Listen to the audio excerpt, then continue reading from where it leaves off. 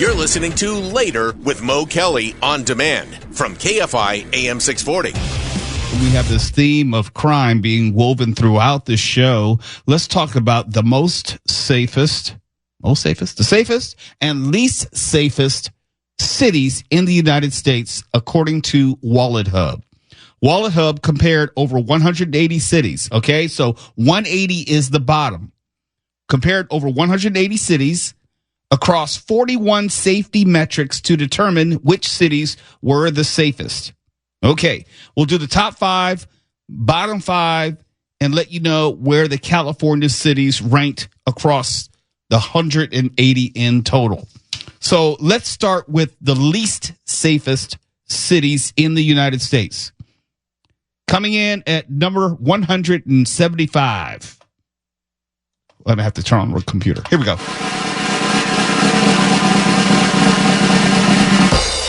Memphis, Tennessee. Number 176.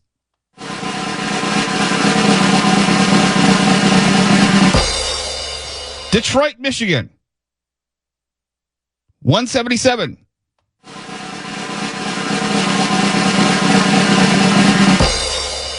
Fort Lauderdale, Florida. It's all those spring break kids. Can't trust them. Dangerous. 178.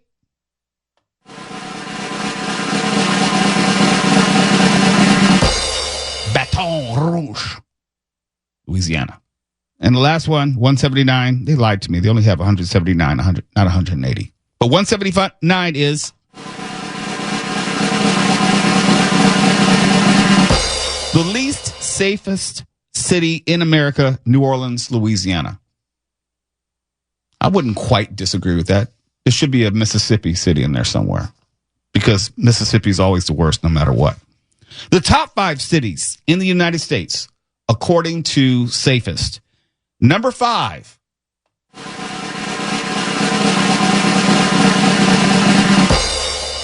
Boise, Idaho, because there ain't a damn thing in Boise, Idaho.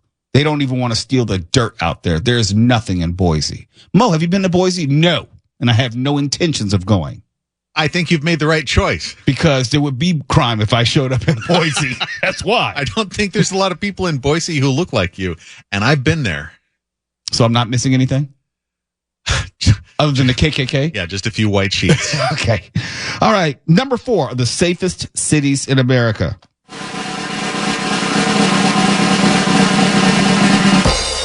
Burlington, Vermont. Do you have a coat factory there? There must be safe coats. Kevlar. Number 3, safest cities in the United States.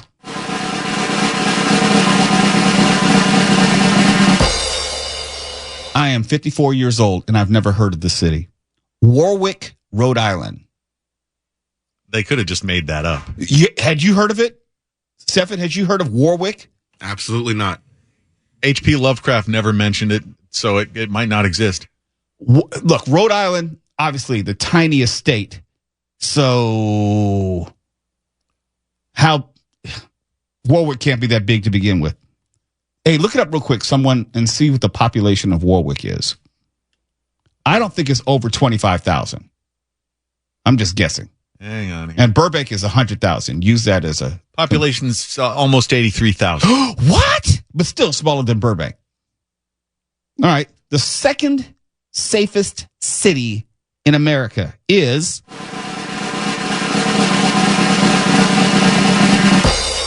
Casper, Wyoming. What's Casper's population? Wait, am I your factotum? Yes, you are. They got nothing in Casper, Wyoming, but tumbleweeds. Casper, Wyoming Says it's population. just under 59,000. Okay, fewer people, less crime. Yes, we've known that forever. Yeah. All right, and the number 1 city, the safest place to raise your kids, walk your dog, I don't know, take your wife out to dinner.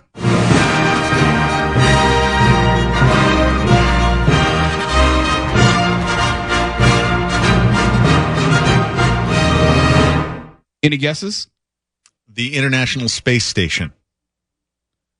There's probably crime going on there. It's just not reported. Okay. In space, nobody can hear you scream.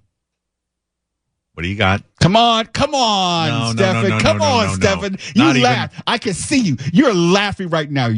He's on something. You're sniggling. You're chortling. Thank you very much. Painful. It's South Burlington, Vermont. Population 20,000 people. Didn't you just say that one? No, I said Burlington. This is South Burlington. Wow, so you're real safe. Burlington doesn't get a double dip. This is unacceptable. I don't know. Do they have a different mayor, different city council?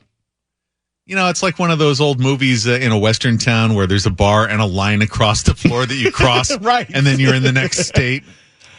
Look, Burlington cannot be that big. Vermont, we know, is not that big. So South Burlington has to be super, super tiny. Going to call fake news on this one. It's only 20,000 people. It's listed as a separate city.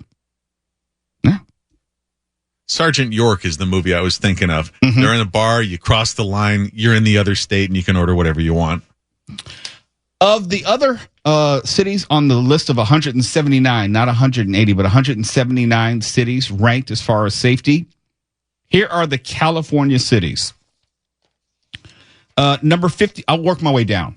Number 11 was Irvine, just missed the top 10. Chula Vista came in at 23rd.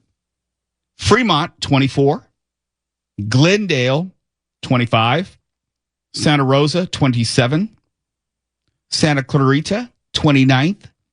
Garden Grove, 35th. Huntington Beach, 36th, as D.A. Todd Spitzer was saying. 37th, Oceanside. 43, San Diego. Oceanside, really? Yeah. I almost became a cop in Oceanside right out of grad school. Are you serious? And yeah, I'm serious.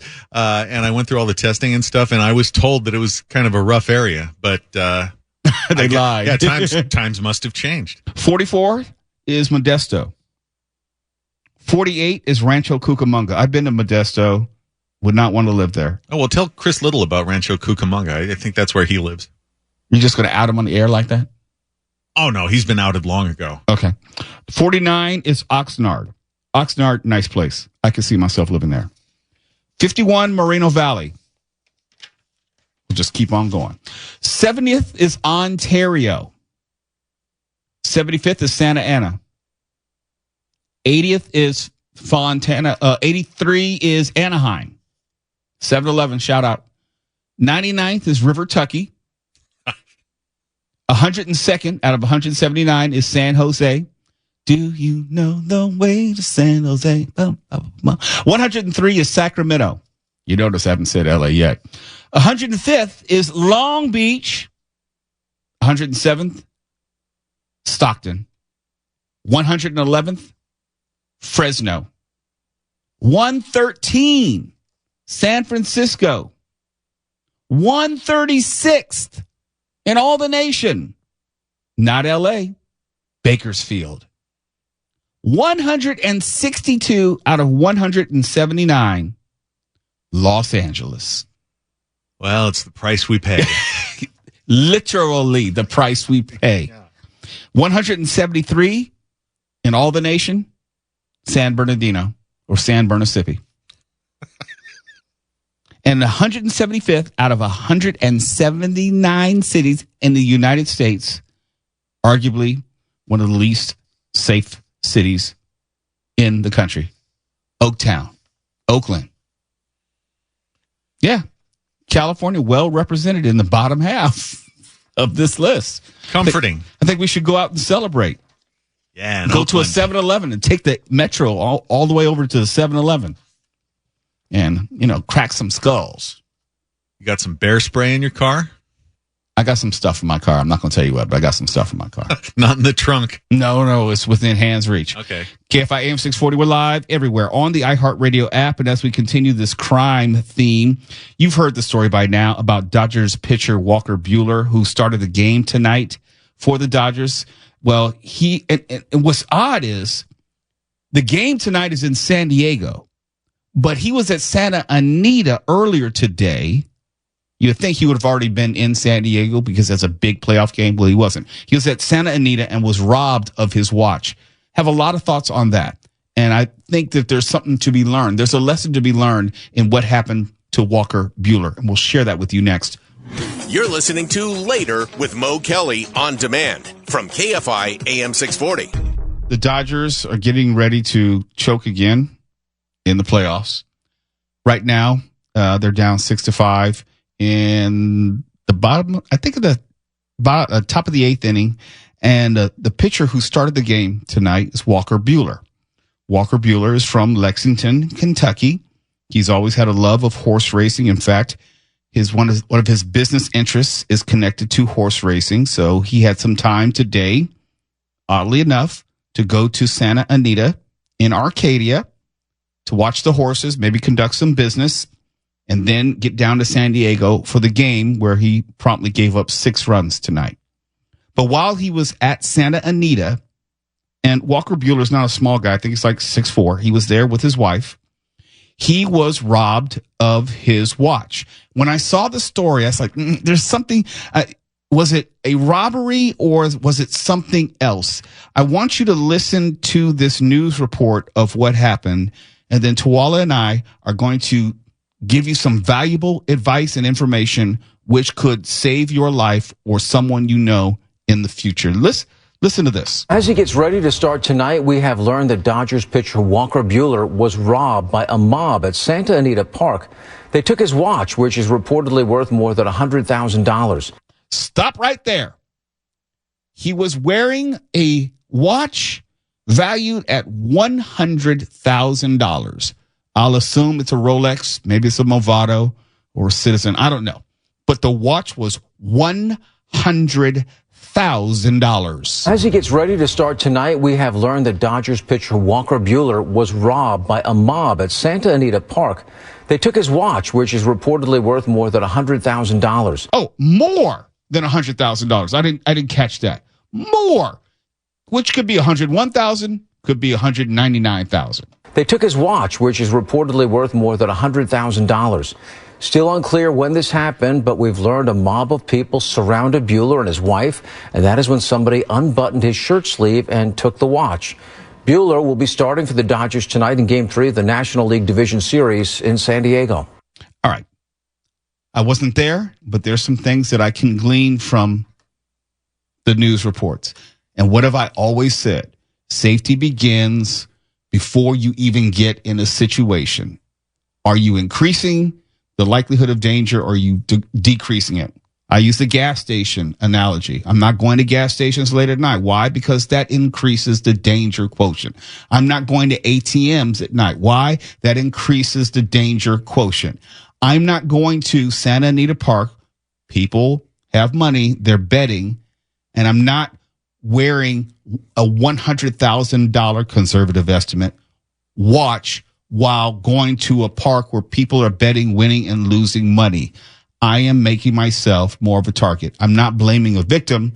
I'm saying I would never do that because it increases the likelihood of me becoming a victim. Unfortunately, I know individuals who would have preyed upon an opportunity like this back in the day at Santa Anita. Why Santa Anita? Because Santa Anita is a hop, skip, and a jump away from the freeway. Santa Anita is adjacent to neighborhoods that have criminal elements.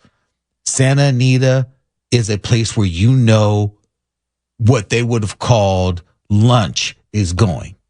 That is what they would have called someone like Walker. Easy Buehler. prey. Easy prey. Someone who's like, oh, you think you're a star? You're out here with something very shiny on your watch. You're going to come up off of that.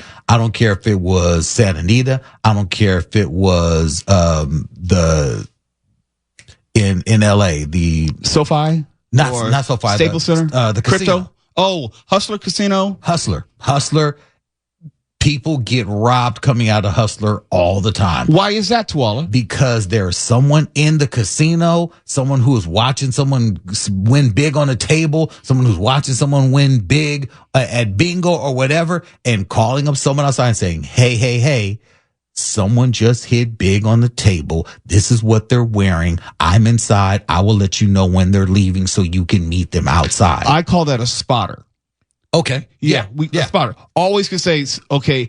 And not only that, But there's no way you can discreetly wear $100,000 watch. I'm quite sure it was gaudy and ostentatious. Yeah. I'm sorry, that's a $3,000 word. I'm quite sure it was real bright and shiny. The issue at hand is, and we talk about this all the time with musicians who would come to town back in the day, and we would know people who would just ask us where the parties are.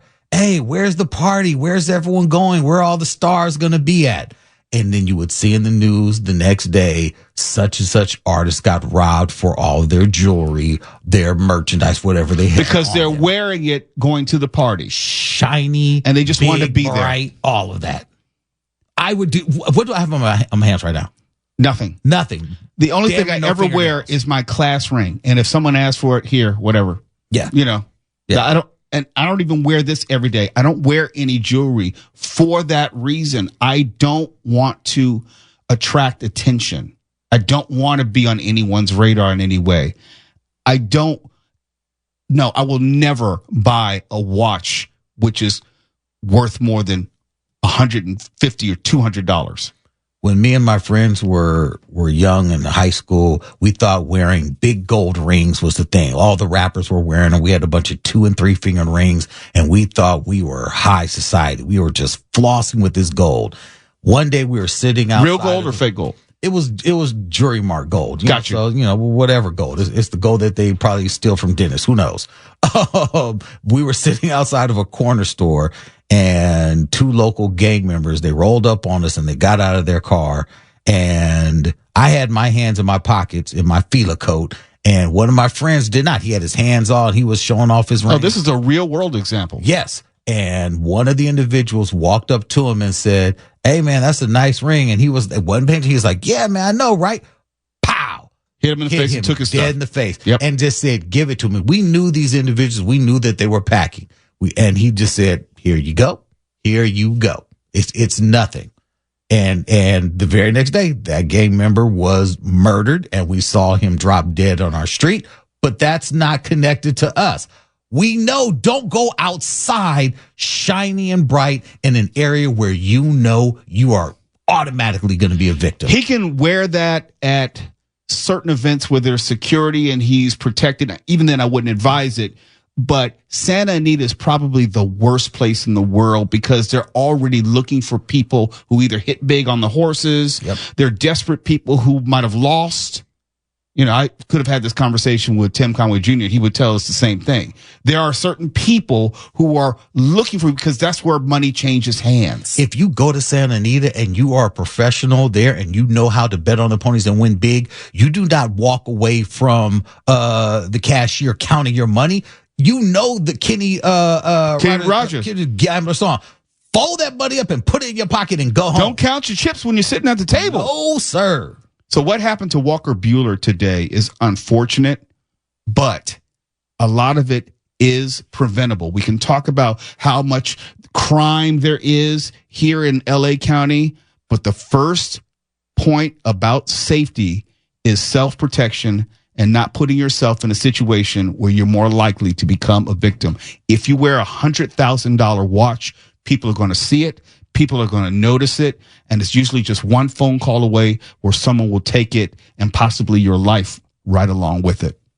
I'm sorry that this happened to him today, and I hope that this did not affect his game because we saw him on the mound earlier, and I hope that this wasn't in his head and he was able to be thankful that he walked away with his life and that him and his wife are safe, because that could have ended up very, very wrong, and this could have been a very different report. I understand that, and you never want to be in a situation where you feel the need to have to worry about your safety and your wife's safety. I have to think that that's in his head. That can be very unnerving, and you'll never feel the same afterward. But I say that as a warning to everyone else. Just don't do it. Control what you can control, and don't increase the danger quotient. You're listening to Later with Mo Kelly on demand from KFI AM 640. And recently, Tuwala Sharp went on his very first cruise. I went on, I think it was like my 6th or 7th cruise. There are things that I know now from doing all these cruises where it's kind of like the back of my hand. And when you go on your first cruise, you need someone to walk you through a lot of things. Hey, don't buy this. Beware of this. You may want to get this. This is something you may want to experience. Otherwise, you can get kind of lost. And some of that also has to do with, what do I wear? What do I wear to dinner? What can I wear for the captain's dinner? What am I allowed to wear just walking around the ship? Because you see a lot of stuff and like, what are the rules? And people, do they read the rules? Do they follow the rules? Well, yes and no. On this cruise, I know that you're not supposed to wear like your swimsuit to the area where the buffet where they give most of the food. You're definitely not supposed to wear it to the formal dining area. But people will try it. People will come in their swimsuits and they're just dripping, like they just got out of the pool, dripping everywhere. And you're not supposed to do it. If you have a hang up with people not following the rules, a cruise can be very unsettling because people are drinking all day everywhere. And a lot of the rules, they just don't follow. For example, they tell you, do not get in any of the pools without showering first. They even have a shower right next to any one of the pools and jacuzzis. And you see nasty ass people just getting in. That's why I never got in any of those. I've been on 6 cruises and I've never been in any of the pools or the jacuzzis. I saw someone get off the elevator with me, walk out the same door I did, and they walked towards the jacuzzi. I thought they were going to just go talk to someone. They took their shirt off, kicked their flip-flops off, and got their funky butt in the jacuzzi. And I said, that is the definition of a cesspool right there. I do know, to at least Royal Caribbean's credit, which we were on, they disinfect those pools every single day, because if you get up early enough, and I was getting up early to work out, you see they drain them every day and they disinfect and clean the bottoms every single day. So to their credit, more than once a day, because I saw that twice. I saw once when I was out there early, and I saw them during the day empty out, kick all the kids out and all the people out, and they hosed it down and then filled it back up. And I was like, oh, that's interesting. Because I was thinking to myself, how do they keep that clean? I watched it happen. You're not supposed to, on most of the cruise ships, surprisingly enough, you're not supposed to walk down as a man, at least, with no shirt on. If you're at the pool, if you're at the pool and you're on the deck chair, that's fine. But you're not supposed to be walking around the ship. You know how ours was set up. You're not supposed to be walking around with no shirt. You're supposed to have some sort of shirt on. Okay. There are some people who say, damn the rules, because more than a few times I went to the buffet, and that's not that far from the kid pool area, which is a hop, skip, and a jump from the adult pool. Mm-hmm. So it's not where you can't see how people go straight from the pool to the area. I have gone for lunch and I saw people, women in there with crop tops on and G-strings, and thought looking like them and their friends came straight from the pool. And dudes with a towel around their shoulders, no top on, and shorts, getting some food and going in, sitting down. Here you go. This is Carnival. From their dress code, quote, at any restaurant at any time of day, you at least need to cover up your swimsuit and wear water shoes. Avoid having to go back to your stateroom to change between pool and restaurant by bringing along cover-ups like sundresses or shorts and T-shirts. At night, there is a dress code as well. Men can call for longer dress shorts or pants and a collared polo shirt. That's the dress code. You saw none of that. No, I did not. I did not. So I guess they can enforce it if need be, and they feel the need to. Well, I like that.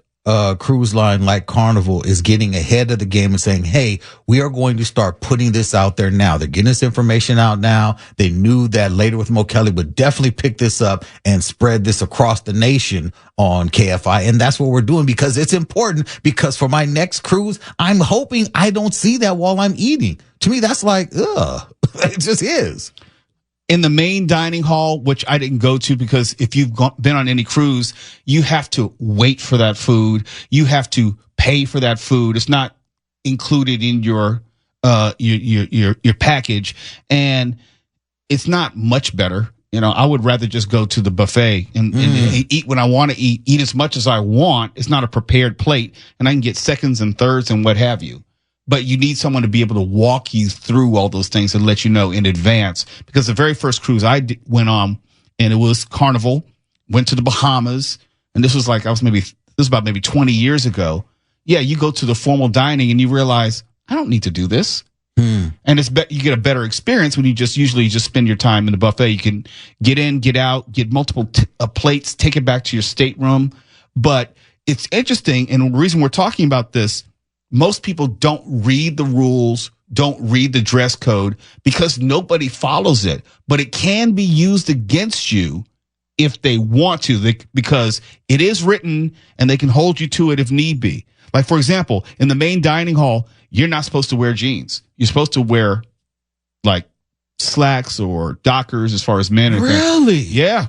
Yeah. Wow. Now, just peeking in there, there was a whole lot of jeans up in there. They're trying to keep you as relaxed as possible because they don't want to inconvenience you or ruin your trip. But they damn sure have a dress code and they can enforce it anytime they want. I recommend all the time, read it all so you're not surprised and you're not embarrassed. Or find someone like a Mo Kelly to walk you through this, because without you and La Mujer, I would have been SOL. Seriously. You all saved me so much heartache and pain and stress the night before. The stress I was feeling after talking to you two, I was like, woosah, I'm good. It was a real panic. It really, really was. All the different things that I was worried about, you both walked me through, and it made my experience because when I got on, I was like, oh yeah, that's what they were talking about. Oh, this is that. Oh, that's what they were saying. Mm-hmm. Oh, now I know what this is. Now I know where this is. It was so much fun seeing it for myself. Seeing your eyes light up when we went to that taco bar. Oh man. And you said you just walk up and take food. I said, yeah. And it's like I was watching and I'm waiting for someone to come up and say something to you. You walked up here, I'm gonna get some of this, some of that. And I'm like, and you're just gonna walk away. You're not gonna say nothing to anybody. You have to show them a badge or nothing. No, and I'm like, let me know. And I was doing, I'm like real gentle about it because I'm like, I don't want anyone to say, hey sir, what are you doing at the taco bar? No. And then I went back. And then you went back. Yes. And then you went back again. Yes. Oh man. So, and now you're a cruiser for life. Oh, for life. I kid you not. I am so looking forward to my next adventure. I definitely want to go on a 7-day cruise. The 3-day one, that was cool. I need more time on the ship. And I know that 3 days doesn't give you anywhere near enough time.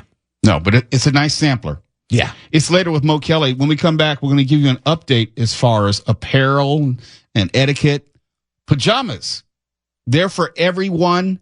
They're everywhere now. We'll tell you why and whether it's cool or not. You're listening to Later with Mo Kelly on demand from KFI AM 640. When I was in high school, and this is the 1980s, we had something called Pajama Day. It was a special occasion. We were allowed to wear pajamas to school, and most of us did. It was corny, it was stupid, but it was one day. Everyone wore pajamas to school. Now, in 2024, it's called Tuesday, and pajamas are everywhere, regardless of age or demographic, schools, professional life, just walking out. There was a time where my mother said, no. Go back and change. You're not going to wear X, Y, or Z out there because you're representing me. And I've noticed, and it's more so with younger folks, so get off my lawn. You see folks just wearing pajamas everywhere. Like there's no standard of attire. Not that you need a dress code to go about your life, but I can't tell you how many times I've gone to the grocery store, for example, and you will see people, male and female, wearing basically not loungewear. This is something completely different. We're talking about pajamas, obviously, that you would wear in your bedroom. And for some reason, some people think that it is socially acceptable everywhere. I remember I was growing up and you would see, as far as women, they'd be wearing rollers and curlers. It's like kind of odd. It seems like this is the extension of that, except men and women are doing it, and you don't know that you need to put on some clothes. I don't know how the hell this is happening. And Twala, you were telling me this is like a normal thing at school now. It's normalized to the point where it's every week, it's multiple times a week. My daughter, the first time I saw her coming to the door, picking her up, taking her to school, she comes to the door and she's got on pajamas. She's got on her hoodie, pajamas, and her Uggs. And I'm like, whoa, turn around. This is not happening. Damn I'm right. raising the ruckus. I'm raising the fuss. And she's like, Daddy, this is okay. And I'm like, oh no, it's not. Come to find out that this is what it is. I get to the school and every single kid I see walking in, getting out of cars, crossing the street, getting off of the damn school bus has on pajama pants. Wait. Was it like a special pajama day? Not a special day. I, like you, in the 80s, we had pajama day, and it was a big thrill, Yeah. Because you would literally go and get a fresh set of pajamas just to wear to school. You weren't wearing those to bed. No. You were just going to wear them that one day to school because it was a special occasion. It's like dress up day. Yeah, you know what I'm saying? You would maybe wear a little stocking cap or something where you could look like real cool, And look, we used to love wearing robes. We would get right. We get the robes with our initial smoking jacket, yes, lounge, lounge. That was a big thing. Now it is literally, it's a weekly occurrence. Sometimes it's multiple days a week. There are kids who are showing up in actual pajamas. There are some girls who are wearing halter tops with their pajamas. What? And tight pajamas. I'm like, what in good God's name is this? But this is not just happening at school. This is happening. People are going to the mall. They're going shopping on outings. There are people who are showing up at the movies what I see. With pajamas. That's what I see. It's everywhere. They wear it to everything. Like it's a pair of jeans. It's the new jeans. I don't know what's happening. How do you? Here's my problem with it. If you don't clearly delineate what is appropriate or inappropriate, then you have this generation of folks who don't know how to properly show up for an interview, properly come to work, where there is an actual dress code. And I always talk about this culture of permissiveness where we just don't have any standards anymore. They let people like Mark Ronner with absolutely no training or...